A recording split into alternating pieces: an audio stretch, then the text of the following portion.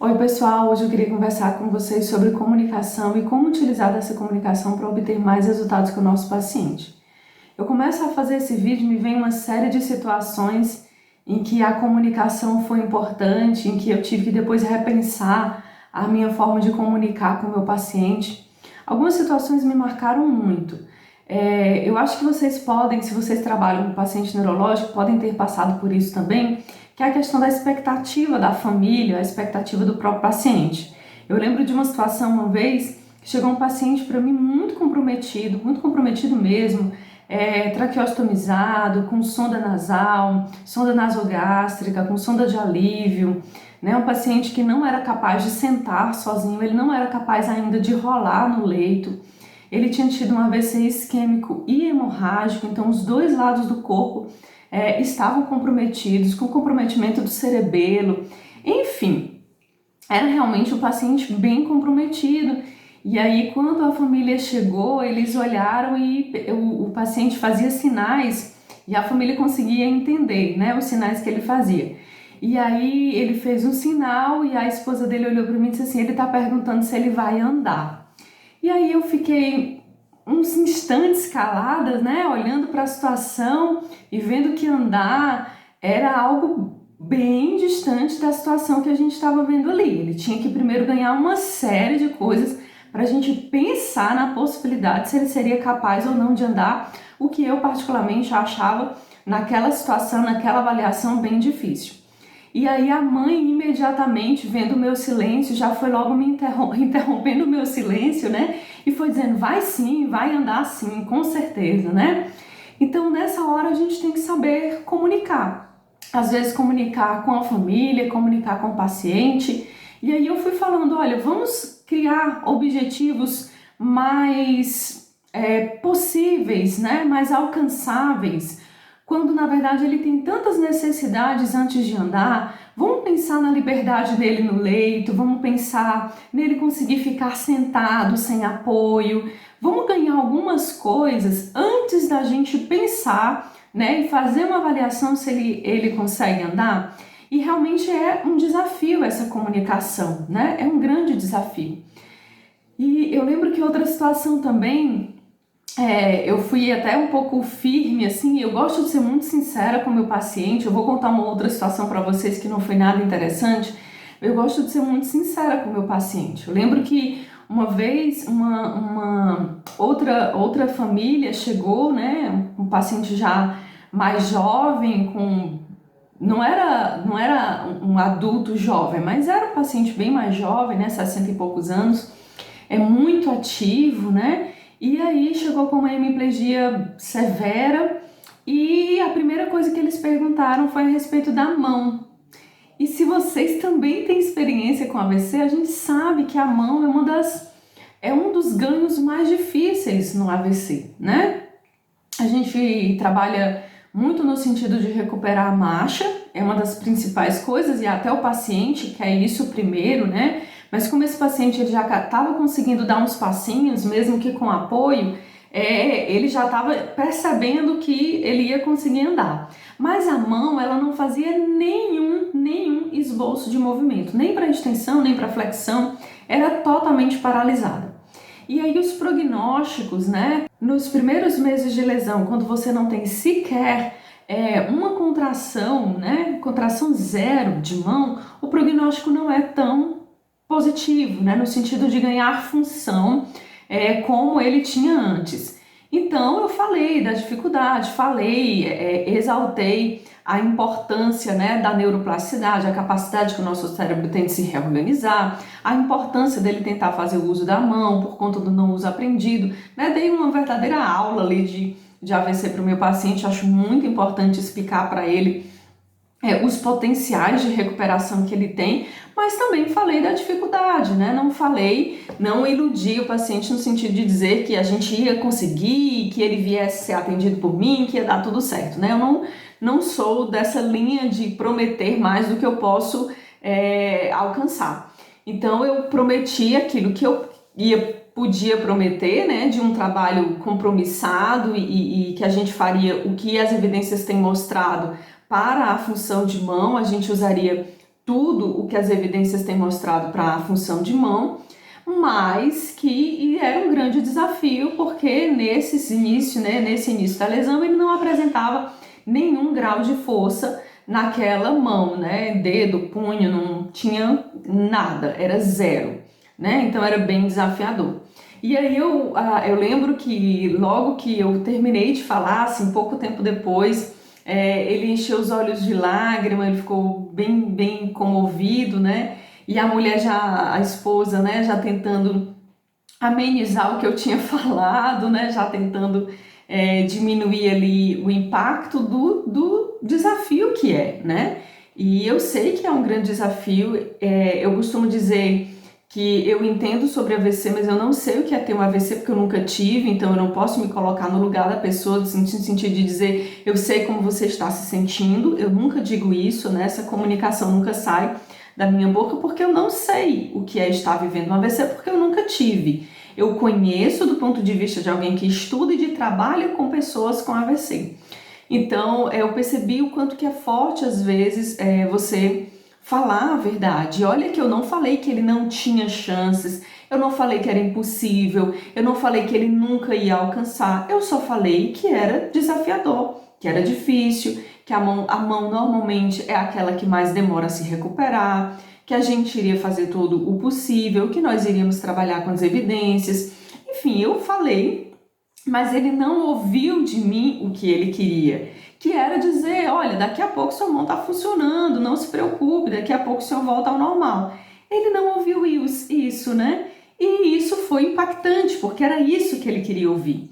Então a gente precisa ter muito cuidado nessa comunicação com o paciente. Na hora de comunicar os desafios, é importante a gente comunicar as possibilidades, é muito importante a gente se comunicar com a família, né? Eu também tenho situações incríveis de comunicação com a família, com outros profissionais, o quanto que é importante a gente se comunicar com outros profissionais que também atendem esse paciente. É muito comum que um paciente pós uma lesão neurológica, ele tenha uma equipe, né? Uma equipe de psicólogo, fono, terapeuta ocupacional, tem um neurologista que o acompanha, ou então um clínico geral.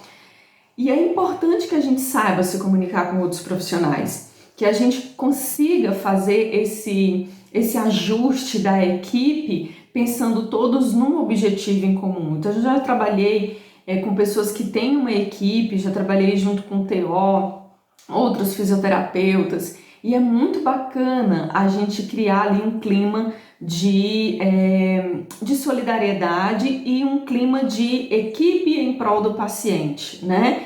E não aquela coisa de, o meu trabalho é melhor do que o seu, TO, não entra aqui não, que isso aqui sou eu que faço, você fica aqui. Não, acho que a ideia não é essa, e se a gente tem em vista a melhora do paciente, né, a recuperação funcional do paciente, não é essa a postura que a gente vai ter. A gente vai ter uma postura de agregar, de somar e de trazer todo mundo juntos para o melhor do paciente.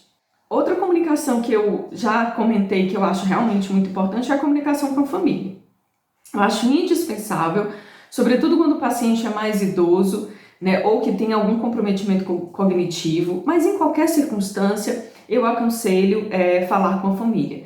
Conversar com a família sobre os objetivos. Eu não acho que o objetivo é uma coisa que o fisioterapeuta decide sozinho. Eu acho que a gente tem que conversar com a família, sim, qual a nossa decisão clínica, o que é que a gente está fazendo e por que a gente está fazendo, quais são as nossas escolhas terapêuticas e com qual objetivo a gente está fazendo. E é bom dar um feedback depois. Olha, eu estou com o seu familiar há tanto tempo, eu tenho trabalhado nessa perspectiva e eu tenho tido esses ganhos ou não tenho tido esses ganhos. Eu lembro que uma vez a gente fez uma reunião com a família, eu, outros fisioterapeutas e a família, e foi muito interessante porque nós apontamos uma série de características que a gente tinha percebido durante a avaliação mais técnica, né? Então, alguns comprometimentos cognitivos, a gente percebeu alguma fraqueza de tronco ainda, né, que permanecia, e a família foi pontuando uma série de ganhos que o familiar tinha tido ao longo do tratamento. Então, eu pensei, poxa, nós estamos no melhor dos mundos, em que eu estou apontando as fragilidades e a própria família está apontando para mim os ganhos. E isso é fantástico. Ruim seria se eu estivesse querendo que a família engolisse o que não aconteceu, né? Se eu quisesse dizer, olha, aconteceu isso, melhorou isso, a pessoa é mais independente para isso, mais independente para aquilo, e a família estivesse me dizendo, não, eu não vejo isso. Esse seria o pior dos cenários. Mas quando eu aponto as fragilidades, eu digo, olha, a gente ainda vai ter que melhorar nesse aspecto, isso aqui a gente está trabalhando, mas ainda tem que ganhar nesse aspecto aqui, de acordo com a escala tal, ela ainda não avançou tanto, essa pessoa. E a família diz, olha, mas ela melhorou nisso aqui, olha, mas o meu familiar, nesse aspecto aqui, ele está muito mais forte, nesse aspecto aqui, eu percebo que ele tem mais resistência. Então isso é fantástico, porque as nossas escalas, e eu sou uma defensora das escalas e dos testes validados, acho importantíssimo a gente inserir isso na nossa avaliação, ela não dá conta de pegar o dia a dia do paciente. Eu não sei como é a hora que ele acorda, da hora que ele vai dormir, se ele tem que fazer uma viagem, se ele vai para um passeio, se ele vai na casa de um filho e como é o comportamento dele. Então a escala é um momento, é um recorte da realidade. Então eu não posso achar que a escala também me diz absolutamente tudo do paciente. Por isso é importante a comunicação. Eu não estou dizendo aqui que a escala ela vai ser deixada de lado, muito pelo contrário, ela me dá muita firmeza, muita consistência naquilo que eu estou avaliando. Mas a família também é importante nessa percepção da família em relação ao seu familiar. Então, acho a comunicação com a família indispensável. E como eu falei, gente, a gente tem que ter muito cuidado nessa comunicação no sentido de resgatar ou no sentido de alcançar, não resgatar, mas alcançar os melhores resultados.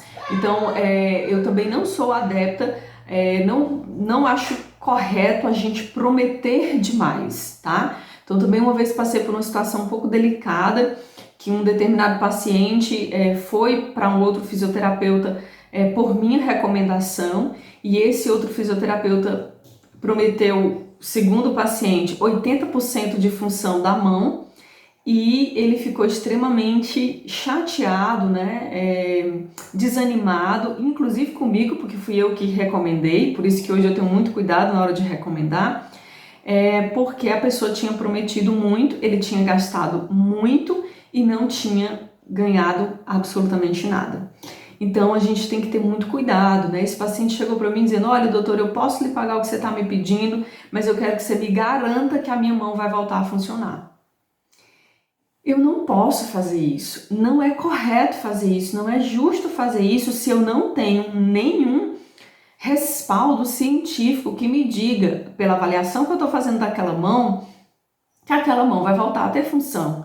80% de função de mão, como o paciente disse ter sido informado por esse outro fisioterapeuta, é muita coisa. 80% de função de mão, você consegue fazer muita coisa com essa mão. E o paciente não movia punho, ele não movia dedos, no máximo que ele fazia era uma flexão, então era sempre aqueles movimentos sinergismo em massa, toda vida que ele tentava fazer qualquer movimento, ele sempre fechava, né? Sempre fazia um movimento de flexão, então não tinha abdução de polegar, não tinha extensão de punho, nem esboço de contração. Como que eu vou dizer que esse paciente vai alcançar 80% da função de mão? Eu não tenho coragem de fazer isso, eu jamais faria isso.